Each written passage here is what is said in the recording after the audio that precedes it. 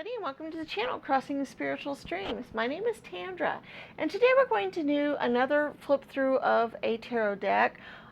This one today is going to be the Legends Tarot by Anne Stokes. So we're going to go through that deck and take a look at it and see what we think of it, and give a little bit of commentary here. So let's see what we've got. Now, I thought the deck was kind of interesting because I like the idea that it had fairies and unicorns and other neat things like that in the deck. But one of the things you'll notice as we go through the minor arcana is it's one of the decks that generally is what's known as a pip deck. It does not have individual unique cards for each of the numbered cards of the minor arcana.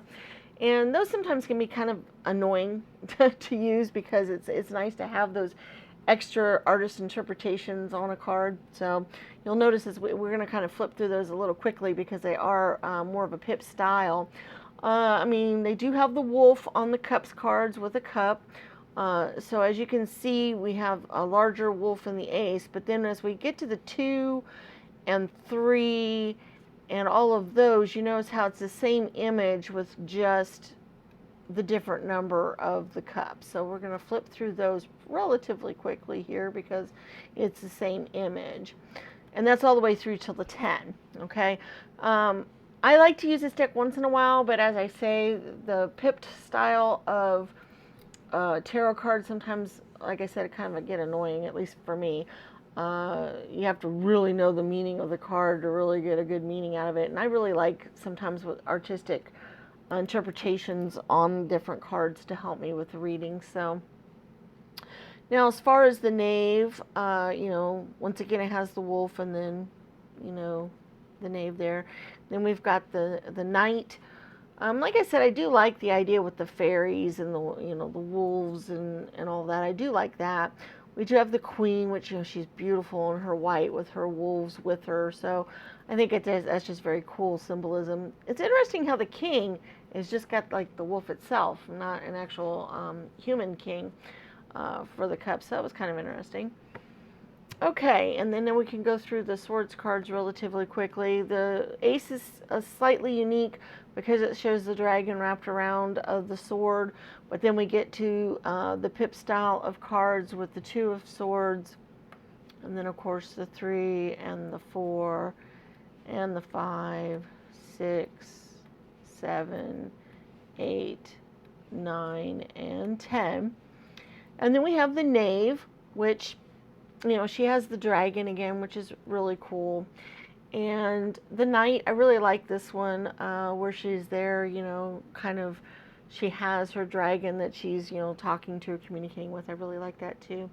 We have the queen, and she has, her young dragon that she's dealing with. And then once again, the king is just the dragon himself, which is interesting style interpretation there. Okay, then we go on to the wands cards, which are unicorns, which is very cool because, the horn can almost symbolize a wand in of itself, which is kind of neat. And then we get to the pip style cards with the 2, 3, 4, 5, 6, 7, 8, 9, and 10.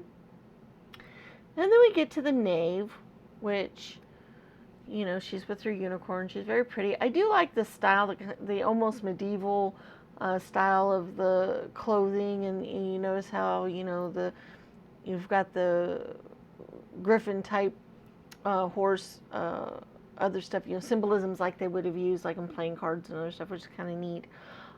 We have the knight. Then the queen, notice how she's a fairy, and you also notice she also, besides the unicorn, she has a little dragon with her too, which is kind of cool.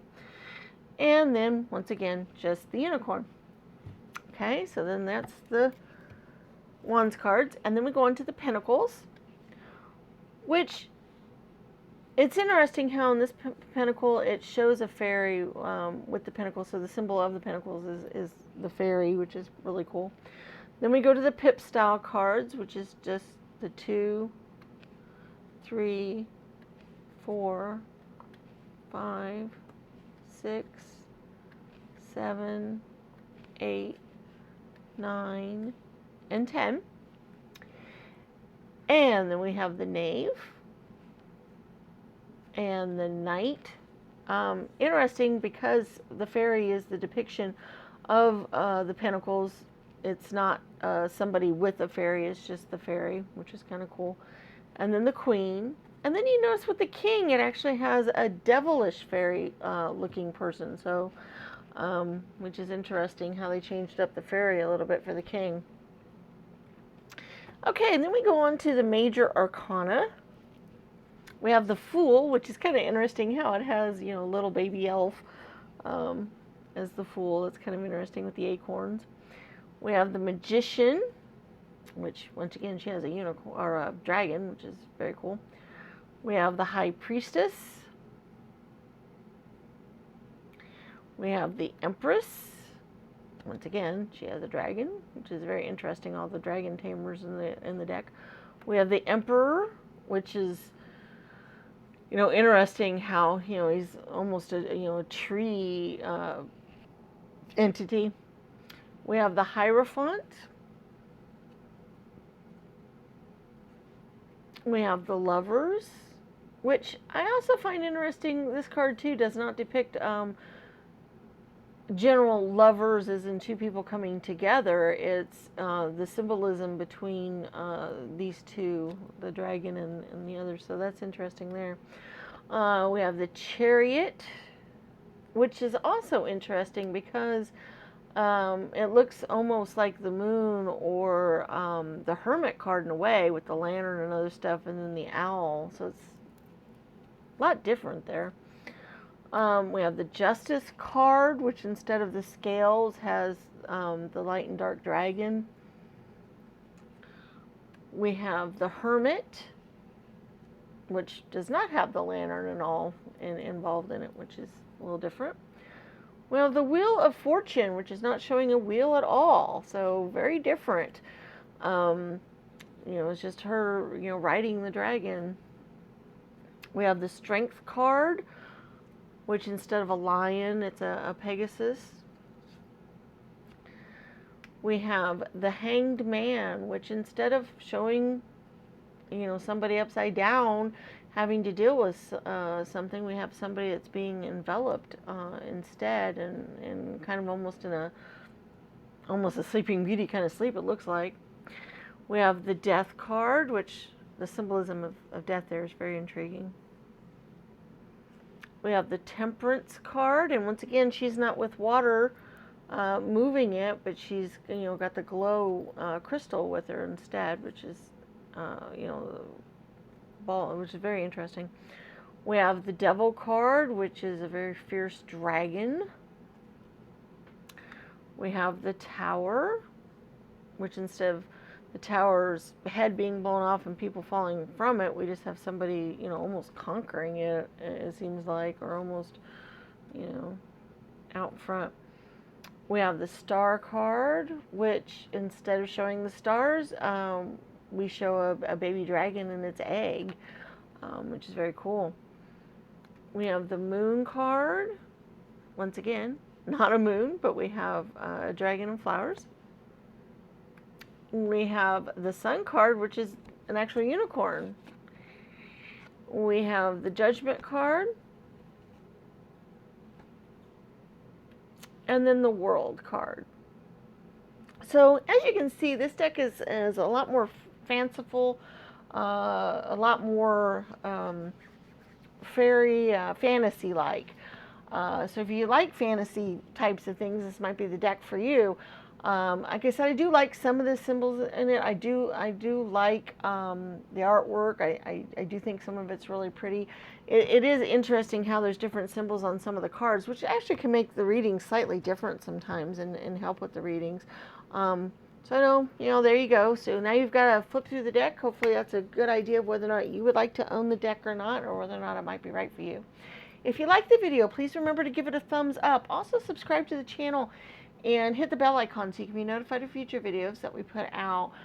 Check out our other videos on the channel. We have lots of different videos out there. We have other flip throughs of other decks. We also have a course on how to read tarot cards. We have different pick a pile tarot readings, so you can have some tarot readings done. Most of them are timeless, so you can pick those up and look at them. We even have some other videos on some other spiritual topics as well. So check those out. Leave me comments in the comments section. Let me know what you thought of the deck, or what your favorite card was, or other decks you'd like to see, or even other videos you'd like us to do, because all those would be very useful to me. All of those things that you do, but like giving the thumbs up and leaving comments and subscribing, all those things help YouTube share our video with other people, and it helps the channel grow, which is greatly appreciated by me a lot. So any and all of those things that you can do, just thank you very much. If you'd like to donate to the channel for any reason, there is a link in the description to PayPal that you can do that with. And that's all we have for today, and we'll see you in future videos. May the stars guide your path. Bye-bye.